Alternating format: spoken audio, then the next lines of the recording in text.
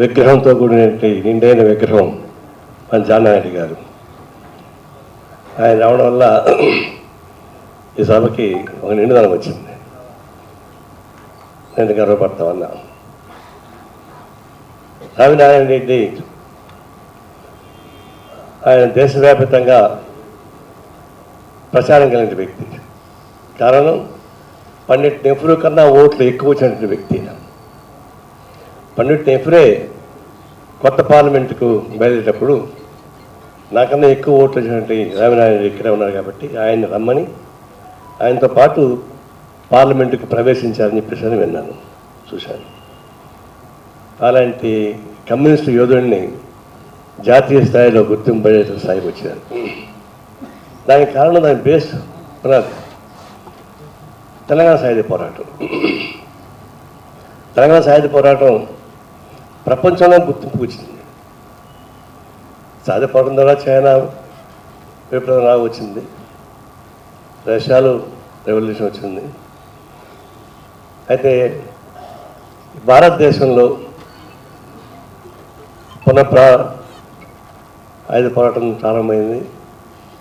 చివరికి అట్లాగే పశ్చిమ బెంగాల్ స్టార్ట్ అయింది. మన తెలంగాణలో ప్రారంభించినటువంటి తెలంగాణ సాయుధ పోరాటం ప్రపంచవ్యాప్తంగా గుర్తింపులోకి వచ్చింది. ఆ సాయుధ పోరాటానికి పిలిపించింది రావినారాయణ గారు, మగ్దు మొహిద్దీన్, బద్దం మల్లారెడ్డి గారు. వీరు ముగ్గురు నాయకత్వం తెలంగాణ సాయుధ పోరాటానికి పిలిపించింది. అప్పుడు దాకా జరిగేటువంటి ఉద్యమం ఒక తంతు, ఒక ఎత్తు. ఈ సాయుధ పోరాటం పిలిపించిన తర్వాత గుణాత్మకమైన మార్పు వచ్చింది తెలంగాణ సాయుధ పోరాటం. 4.5 పేదలను పోగొట్టుకున్నా, 10 లక్షల ఎకరాల భూమిని పేదలకు పెంచిన, గ్రామాలు విముక్తి చేసిన, దీనికి అన్నిటికీ పరాకాష్ఠగా సాయుధ పోరాటం పిలిపడంతో మొత్తం దేశవ్యాప్తంగా ఒక గుణాత్మక మార్పు వచ్చింది. అది చేయబట్టి ఇక అప్పటికి రజాకార్ల పాలన ఇక అంతమవుతుంది, కాపాడుకోలేమని చెప్పేసి అభిప్రాయానికి నిజాం చక్రవర్తులు వచ్చారు. దాన్ని కొనసాగిస్తే ఇది కమ్యూనిస్ట్ దేశంగా మారిపోతుందని చెప్పని కేంద్రంలో కాంగ్రెస్ పార్టీ కూడా జాగ్రత్త పడుతుంది. కాబట్టి ఈయన లొంగడానికి సిద్ధంగా ఉన్నాడు, అంతగా సిద్ధంగా లేడు. ఈయన భారత స్వాతంత్రం వచ్చినా కూడా నేను యూఎన్లోకి అప్లై చేసుకుంటున్నాను, నేను సపరేట్ దేశంగా ఉంటానని, పాకిస్తాన్కి అప్లై చేసుకుంటున్నా, పాకిస్తాన్ అనుబంధంగా ఉంటానని ఈ ప్రయత్నం చేశాడు. చివరికి ఏది సాధ్యం కాకపోయేకాడికి ఇదే సమయంగా పటేల్ నాయకత్వం రావడం, ఈయన లొంగుబాటు చేయడం జరిగిపోయింది. అంటే తనగా స్వచ్ఛంగా ఉండి లేనిది కాదు, తెలంగాణ సాయుధ పోరాటం యొక్క బీభత్సం అంటే ఉద్యమం ఇక బతకడానికి సాధ్యం కాదనేటువంటి స్టేజ్కి నిజాం ప్రభుత్వం వస్తే ఇదే అదునుగా తీసుకున్నటువంటి కాంగ్రెస్ ప్రభుత్వం కూడా అక్షరం నుంచి వచ్చి దాన్ని స్వాధీనం చేసుకున్నారు. అక్కడ చిత్తశుద్ధి ఏంటంటే ప్రపంచంలోనే నిజాం కూటమి పెద్దది, సంస్థానం పెద్దది, ఆర్థికంగా పెద్దది. దీనికి కేంద్రం తీసుకునే వాళ్ళు ఖచ్చితంగా తీసుకోలే. సారీ జనాన్ని ఏమనుకోబాకండి, రాజీవ్ మార్గాన్ని తీసుకున్నారు. నీ ఆస్తి నీకు ఉంటుంది, నీకు గవర్నర్ పదవి ఇస్తాం, అండ్ అక్కడ ప్రివిలేజెస్ ఉంటాయి, నీకు సపరేట్గా పాస్పోర్ట్ ఇస్తాం, ప్రపంచం తిరుగుకోవచ్చు, అనేక రకాల సౌకర్యాలు కల్పించారు. అనేక రకాల సౌకర్యాలు కల్పించాల్సిన అవసరం లేదు, ఎందుకంటే 4,000 మంది పొట్టం పెట్టుకున్నాడు. అనేక మందిని చిత్రహింసలు చేశారు. ఒక రజీని మాత్రం ఒప్పుకోలేదు, వాడు దుర్మార్గుడని. వీటన్నిటి మంచిగా కల్పించారు. ఆ పద్ధతుల్లో ఇది విలీనమైంది. ఏమైనా కానీ తెలంగాణ సాయుధ పోరాట స్ఫూర్తి లేకపోతే ఈ పద్ధతులు వస్తుందని నేను అనుకోలేదు, ఇంకో పద్ధతి వచ్చి ఉండేది. దానికి రావినారాయణ గారిని మనం మర్చిపోవడం సాధ్యం కాదు. ఆయన చూస్తున్నాం ఆనాడే దళితులకి స్కూళ్ళు పెట్టి చదివించాడు, ఆనాడు చేశాడు. ఈరోజు దళితుల్ని గిరిజనుల్ని ఊరు బయట పంపించేస్తున్నారు. నేను మొన్న ఢిల్లీలో చూసా, 152 కాలనీస్, అంతా దళితులు గిరిజనులు పేదవాళ్ళే. ఈ కాలనీ మొత్తం తీసుకెళ్ళి 150-60 కిలోమీటర్ల పంపించేస్తున్నారు. అంటే ఇది సనాతన ధర్మంలో భాగమేమో, నయా సనాతన ధర్మం. ఒకప్పుడు భూస్వాములు ఉన్నటువంటి ఊళ్ళల్లో దళితులు ఉండేవాళ్ళు కాదు, వాళ్ళకి సపరేట్గా ఉండేవి. ఇప్పుడు ఇది పెరిగింది, పట్టణాలలో పెరిగే కొద్దీ వాళ్ళని తీసుకుని మళ్ళీ ఊరు బయట పంపించేస్తున్నారు. ఈరోజు కూడా దళితుల్ని ఈ గిరిజనుల్ని ఊరి మధ్య పెట్టుకోవడం లేదు. అదేమంటే సుందరీకరణ, బ్యూటిఫికేషన్ పేరుతోటి పంపించేస్తూ ఉన్నారు. అప్పుడు ఎన్నేళ్ళ క్రితం ఆయన తీసుకుంది దళితులకి స్కూల్స్, ఎంత అడ్వాన్స్ థింకింగ్ ఉండడానికి. అది చూస్తే ఇప్పుడున్నటువంటి ఏ పార్టీ అయినా కానీ పాలకులు గుర్తించుకోవాల్సిందంటే పేదవాళ్ళు కూడా మధ్య ఉండాలి. మనం ఏం చెప్తున్నాం, వాళ్ళని కూలగొట్టండి, అక్కడనే మల్టీ స్టోరీ బిల్డింగ్ కట్టించండి, నివాసం కల్పించండి. పేదవాళ్ళ మధ్యలో ఉంటే కదా పని చేసుకుంటే ఎక్కడ అవుతుంది. వాళ్ళు 60-70 కిలోమీటర్లు ఉంటే వాళ్ళు ఏమన్నా ట్రాన్స్పోర్ట్ ఉంటుంది రావడానికి. ఇవన్నీ కూడా మొత్తం దేశభక్తుల వానికలు జరుగుతున్నాయి. నేను అడ్వాన్స్గా రాజనారాయణ గారు తీసుకున్న వైఖరిని చూసినప్పుడు మనం న్యాయం కలగాలి. తెలంగాణ సాయుధ పోరాటం ఇది ఒక విధంగా నిర్ణయించడం సులభం, దాన్ని ఉపసంహరించడం కష్టం, అతి కష్టం. ప్రారంభం చాలా సులభం, సమయంలో తగిన సమయంలో ఉపసంహరించడం చాలా కష్టం. దాని మీద రావినారాయణ గారు డిఫర్ అయ్యారని ఆనాడు ఉన్నటువంటి కమిటీ ఇవన్నీ దాదాపు మరణశిక్ష విధించడానికి తెలిసింది. దాని రావినారాయణ గారు బాంబేకి వెళ్ళిపోయారు. ఈ ఎస్కేప్ ఫ్రమ్ హియర్. బాంబేలో సిపిఐ కార్యాలయంలో ఆయన మకాం వేశారు. తర్వాత అది స్టాలిన్ తిరిగి పోవాల్సి వచ్చింది. సోవియట్ యూనియన్, చంద్రరాజేశ్వర గారు, సుందరయ్య గారు లాంటి వారు అక్కడ చర్చించారు. చివరికి విత్తా చేసుకోండి, భారతదేశం చాలా పెద్దది, తెలంగాణ చాలా చిన్నది, సాధ్యం కాదు విముక్తి కావడానికి, ఆచరణ సాధ్యం కాదు కాబట్టి విత్తా చేసుకుని సలహా ఇచ్చారు. ఆ సలహా ఇక్కడ ఉంది, కానీ ఎవరి గురించి చెప్పాలా? చెప్తే మనం రివ్యూనిస్ట్ అంటారు. ఇది ఒక తలకాని. ఇప్పుడు కమ్యూనిస్ట్ పార్టీ కొంచెం తక్కువ ఇది కాదు మా దగ్గర కూడా. పొరపాటు చెప్తే వీడు బెదిరోడు రివ్యూనిస్ట్ అంటారు. స్టాలిన్ చెప్పిన తర్వాత ఒప్పుకోవాల్సి వచ్చింది. వచ్చి దాన్ని విత్డ్రా చేసుకోవడానికి దాదాపు 1 సంవత్సరం పట్టింది. చంద్రరాజేశ్వర గారు, గిరిప్రసాద్ గారు, సుందరయ్య గారు అడవుల్లోకి వెళ్ళి మీటింగ్లు పెట్టి చాలా దంటాలు పడి, ఎందుకంటే బుక్కరూపం వచ్చిన తర్వాత ఎక్కడైనా కష్టం కదా, అతి కష్టం పైన ఉపశమనం జరిగింది. ఆ కొనసాగా ఇంకా జరుగుతుంది మన దగ్గర అవశేషాలే. మనం ఈరోజు నగరాన్ని గురించి చెప్తా ఉన్నాం. అక్కడి నుంచి వస్తుంది ఇదంతా అభావత్తు. ఇప్పుడు అడవుల్లోనే ఫైట్ చేస్తున్నారు. ఆచరణ సాధ్యం కాదని తెలుసు. మనం సిపిఐ కానీ సిపిఐ చెప్తూనే ఉన్నాం, జనజీవన సంత కాలమండి, అమూల్యమైన జీవితాలు పోగొట్టుకోవాల్సిన అవసరం లేదని. అటంటే మళ్ళీ కూడా మమ్మల్ని రిలీజ్ తిడతారు, వేరు. కానీ నేను పెద్దాక రోజు సంతాపం చేస్తూనే చెప్తూ ఉన్నాం కదా. వాళ్ళు చంపేస్తూ ఉన్నారు, సంతాపం ప్రకటిస్తూనే ఉన్నాం, మీటింగ్ పెడుతూనే ఉన్నాం. ఎక్కడ సాధ్యం ఇది? అంటే ఇది కేవలం ఇప్పుడు వచ్చింది కాదు. తెలంగాణ సాయుధ పోరాటం ప్రారంభించిన తర్వాత, విరమణ తర్వాత అప్పటి నుంచి ఆలోచనలు ఉన్నాయి. అంతే కదా, సిపిఐ నుంచి సిపిఐ చీలిపోయినాక సిపిఐ నుంచి మన నక్సలైట్లు పోయారు. అదే కదా ఇంకా కొనసాగుతూ ఉంది. ఇది తెలంగాణ సాహిత్య పోరాట స్ఫూర్తి. ఎంతవరకు తీసుకోవాలో అంతవరకు తీసుకొని, ఎంతవరకు దీన్ని ఉద్యమాన్ని కాపాడుకోవాలో అక్కడ జాగ్రత్త పడి ఉంటే ఇంకొంచెం లాభాలు జరిగి ఉండేవి. మనకి ఫలితాలు ఇంకా మారుగా వచ్చి ఉండేవి. అయిపోయింది. ఇప్పుడైనా సరే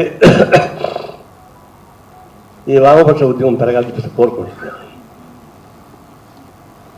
ఇప్పుడు ఎన్నికైన ప్రభుత్వం, ప్రజాస్వామ్య పద్ధతుల్లో ఎన్నికైన ప్రభుత్వం, హోమ్ మినిస్టర్ 2026 కంతా నక్సల్ ఫ్రీ ఇండియా అంటున్నాడు. ఇది విభేదాలు ఉంటాయి. కాంగ్రెస్ పార్టీకి మాకు విభేదాలు ఉన్నాయి, టీఆర్ఎస్ పార్టీకి మాకు విభేదాలు ఉన్నాయి. విభేదాలు ఉంటాయి, డెమోక్రటిక్ కంట్రీలో విభేదాలు ఉంటాయి. ఆ విభేదాలని ఆర్గ్యుమెంట్లను కూడా ఎంచుకోవాలి. నక్సలైట్ సిద్ధాంతం తప్పైతే సిద్ధాంతం ఫైట్ చేయాలి, ఆ సిద్ధాంతం తప్పని చెప్పాలి. అంతేగాని మనం చంపేస్తాం, నక్సలైట్ మొత్తం చంపేస్తా అని చెప్పేసి ప్రపంచం ఎక్కడ కానీ ఎన్నికైనటువంటి హిస్టరీ చేసి ఉంటారు. సార్ ప్రజాస్వామ్య పద్ధతి ఎన్నికైన ప్రభుత్వం మిమ్మల్ని చంపేస్తామని చెప్పేసి ప్రకటించాలని మొట్టమొదటి చూసింది హోమ్ మినిస్టర్ అమిత్ షా. ఎక్కడ ప్రకటిస్తారు అట్లా? నక్సలైట్ వ్యతిరేక ఫైట్ చేయి, చెబుతున్నారు. మీ సిద్ధాంతం తప్పని చెప్పు, నీకు ప్రజాస్థానాలు ఉన్నాయి, ప్రచారం చేసుకో, ఆయన అరిసెట్ చేయి. మాకు విరోధం మేము చేయడం లేదా, మమ్మల్ని మీరు చేయడం లేదా, మేము మిమ్మల్ని చేయడం లేదా, అంతేగాని ఫిజిక్స్ చంపేస్తామంటే అంటే వాళ్ళు చంపుతున్నారు కదా అని అంటారు. ఆర్ఎస్ఎస్ బజరంగ్ దళ్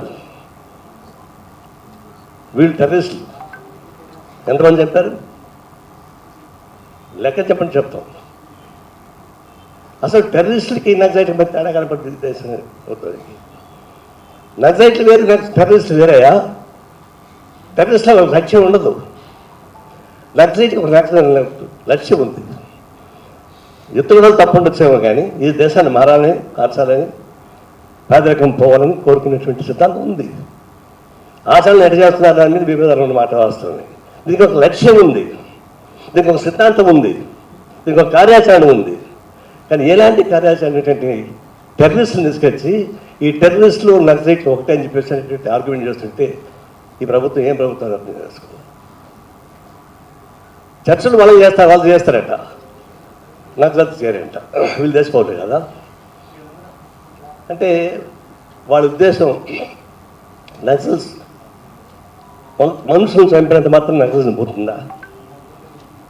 ఈరోజు అనుకున్నాం భారతదేశంలో నక్సలిజం చంపేస్తారని, సిద్ధాంతం పోతుందా? ప్రపంచవ్యాప్తంగా కూడా సిద్ధాంతం ఇది.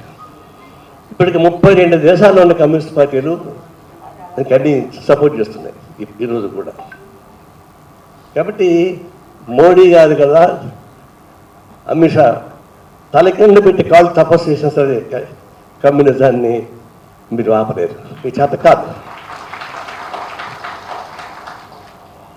మేము ఇంకో చెప్తున్నాం, నక్సల్ ఫ్రీ ఇండియా అంటారు కదా, పావర్టీ ఫ్రీ అని చెప్పండి. భారతదేశంలో నక్సలైట్ లేకుండా చేస్తారు కాదు, భారతదేశంలో అందరికీ ఉద్యోగం, పేదరికాన్ని రూపొందిస్తాం, సెక్యులర్దాన్ని కాపాడుతాం అని చెప్పేసి చెప్పండి. అది చెప్పకుండా మేము చంపేస్తాం అంటే ఎట్టుకుతుంది. ఇప్పుడు ఎంతవరకు వచ్చింది? ఈ ఉగ్రవాదాన్ని ఎన్నికలకు ఉపయోగించుకుంటున్నారు. పల్లమాన్ జరిగినటువంటి ఘటన అది దుర్మార్గం అని భారతదేశం ఫస్ట్ టైం ఎన్ని విభేదాలు ఉన్నా అన్ని రాజకీయ పార్టీలు కలిసి కాంగ్రెస్ పార్టీకి క్లీన్ చిట్ తెచ్చింది. ఈ దేశాన్ని కాపాడండి, టెర్రరిస్టుల్ని అంతని చెప్పి చెప్పాం. అంత సపోర్ట్ చూసుకున్నప్పుడు ఎట్లా కాపాడాలి దాన్ని?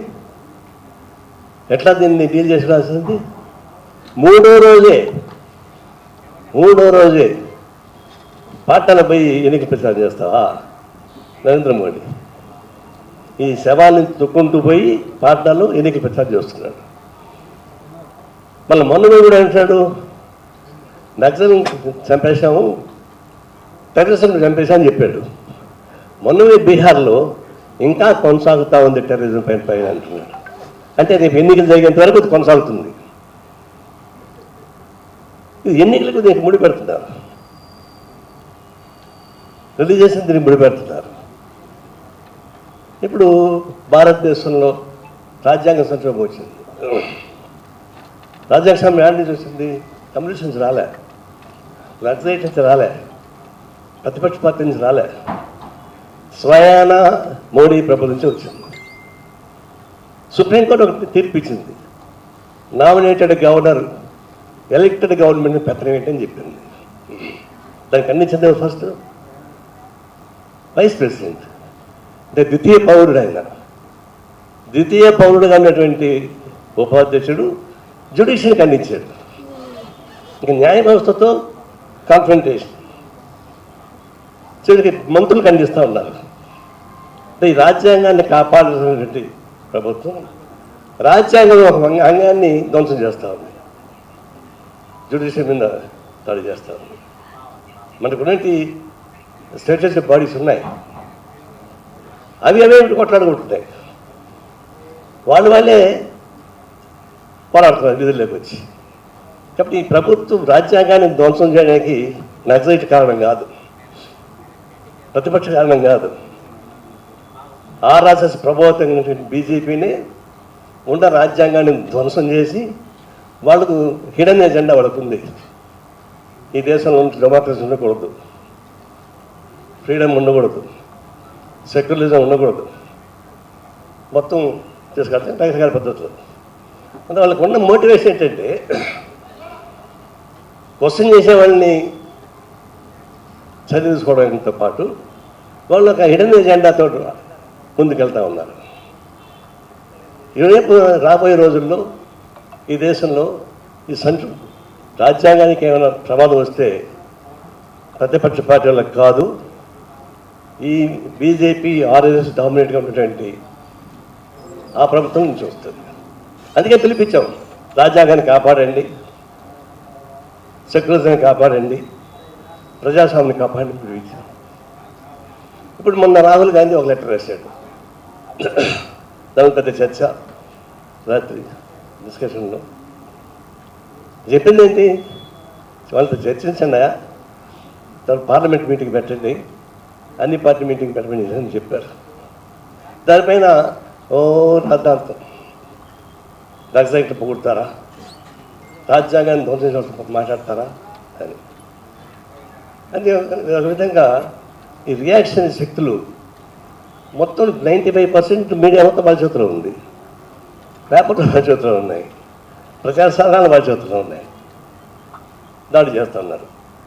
రాజ్యాంగాన్ని కాపాడమని చెప్పి వాళ్ళపైన దాడులు చేస్తున్నారు, ప్రజాస్వామ్యాన్ని కాపాడమని చెప్పి నేను దాడులు చేస్తున్నారు రకరకాల పద్ధతుల్లో. అందులో ఒక విధంగా ఒక రాజ్యాంగ సంక్షోభం వచ్చేటువంటి అది దాపులిస్తూ ఉంది. ఇక్కడే మనం జాగ్రత్త పడాలి. కాంగ్రెస్ పార్టీ జాతీయ స్థాయిలో బలమైన పార్టీ, జాతీయ పార్టీ, కమ్యూనిస్ట్ పార్టీలు ఇవన్నీ కలిసి ఈ దేశాన్ని కాపాడడానికి ఉపయోగపడే ఒక ప్రయత్నం చేస్తున్నాం ఇండియా కూటమిలో. దాన్ని ఇంకొంచెం సమర్థవంతంగా చేయాలా, పెద్దవారి రెండు వాళ్ళు ఇంకా సలహాలు ఇవ్వాలి, ఇంకొంచెం తప్పదు. రాబోయే రోజుల్లో ఈ సెక్యులరిజాన్ని కాపాడుకోవాలన్నా, డెమోక్రసీని కాపాడుకోవాలన్నా, సాధించినటువంటి ఫలితాలని కాపాడుకోవాలన్నా అందరూ ఐక్యంగా ఉండి పోరాటం సాగించాల్సిందే. దానికోసం సాగించిన పోరాటంలో మన రాజనాయుడు గారు చేసిన త్యాగాలు, పోరాటాలు, ఆ స్ఫూర్తితోటి ఈ దేశాన్ని, రాజ్యాంగాన్ని కాపాడడానికి తగిన పద్ధతిలో పోరాటం సాగించాలని పిలిపిస్తా సెలవు తీసుకుంటాను.